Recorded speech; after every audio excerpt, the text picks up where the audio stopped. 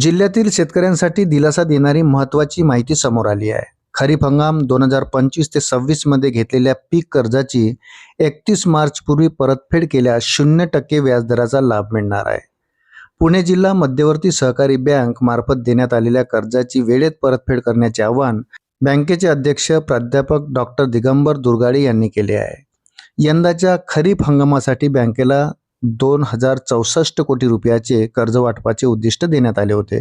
मात्र बँकेने हे उद्दिष्ट ओलांडत सुमारे 2490 कोटी रुपयाचे कर्ज वाटप पूर्ण केले आहे, जे सुमारे 120% आहे. त्यामुळे जिल्ह्यातील मोठ्या संख्येने शेतकऱ्यांना या योजनेचा लाभ मिळाला आहे. 31 मार्च 2026 पर्यंत कर्जाची परतफेड करणाऱ्या शेतकऱ्यांना केंद्र व राज्य शासनाच्या किसान क्रेडिट कार्ड योजनेअंतर्गत 0% व्याजदराचा लाभ मिळणार आहे. तसेच राज्य शासनाच्या पुण्यश्लोक अहिल्याबाई होळकर शेतकरी कर्जमाफी योजना 2026 अंतर्गत जाहीर प्रोत्साहनपर योजनेत 50,000 रुपयापर्यंत लाभ मिळण्याची संधीही उपलब्ध होणार आहे.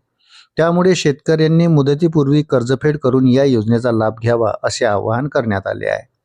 दरम्यान जिल्ह्यात राष्ट्रीयकृत बँका, खाजगी व व्यापारी बँका, ग्रामीण बँका आणि पुणे जिल्हा मध्यवर्ती सहकारी बँक यामार्फत पीक कर्ज वाटप केले जात आहे.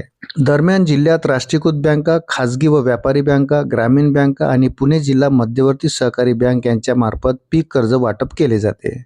गतवर्षी 2024 ते 25 हंगामासाठी सुमारे 6,370 कोटी रुपयाचे कर्ज वाटपाचे उद्दिष्ट ठेवण्यात आले होते, ज्यामध्ये सुमारे 50% वाटा हा जिल्हा बँकेचा होता.